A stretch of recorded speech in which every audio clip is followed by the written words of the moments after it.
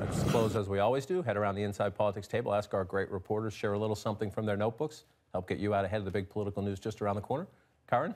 Well, after all of this buzz around the president's meeting with the president of Russia, the question is what happens now in Congress, where many lawmakers wanted to precede this meeting by passing this very stiff sanctions bill that would have tied the president's hands.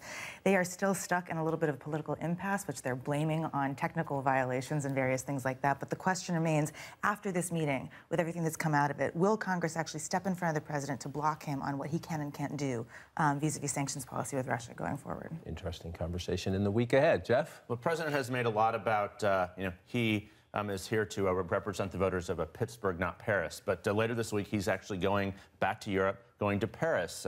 So bonjour, Mr. President. But he's going to speak in a bilateral meeting with President Macron. They're going to have a security meeting. They're going to be talking about a variety of things. And then he'll be appearing at the Bastille Day parade on Friday.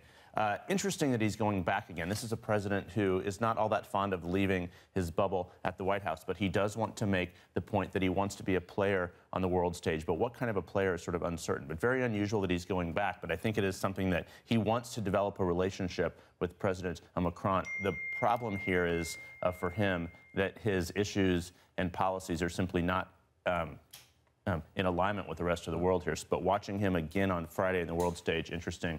We'll see if those protesters will be held at bay as they were in Hamburg. And we'll see if Allegheny County starts a new Bastille Day celebration. Michael?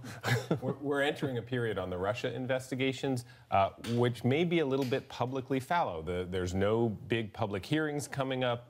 Senator Mark Warner, who is helping to lead one of those investigations, say it may be a couple of months before we get significant sort of public developments, which gives the president a little bit of an opportunity to maybe focus on the rest of his agenda. We've got health care and other things that he'd like to accomplish. The big question is, can he keep from tweeting about it and thus bringing attention back to a subject that he really doesn't want to talk about? And obviously this morning he already has started tweeting, so we'll see what comes for the next couple of months. Discipline. That's an intro. Yeah, discipline. Mary Catherine? Meanwhile, in Democratic Party politics, which are easy to ignore while the president is tweeting, they're having an argument in the Democratic caucus about whether to oust Nancy Pelosi, and there's a lot of pushback on that front. She turned out to be an anchor in this special election in Georgia, which even surprised me that that was still potent. And the DCCC is trying out a new slogan that they got roasted for online. I mean, have you seen the other guys?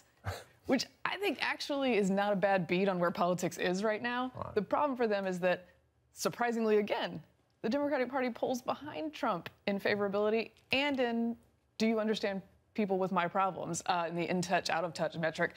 So the problem may not be that the slogan's a bummer, but that it's not that accurate. People have seen the other guys. Yeah, people have seen them all, I think. A pox on all the houses, maybe. We shall see. I'll close with more on a question now front and center for Republican campaign strategists. How do GOP incumbents run next year if the party fails to repeal and replace Obamacare?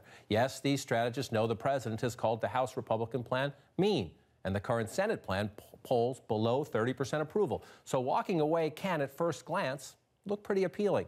But midterm elections are about base intensity, and many veteran Republican strategists worry failure to pass something could cripple GOP enthusiasm. Now, would passing just Obamacare fixes make it better or worse? Several GOP campaign veterans predicted a House conservative revolt at any fix Obamacare talk. And if the choice is do nothing or fix, one of the strategists called that, quote, like picking between a hurricane and a tornado. Tough choices for both parties in the days and weeks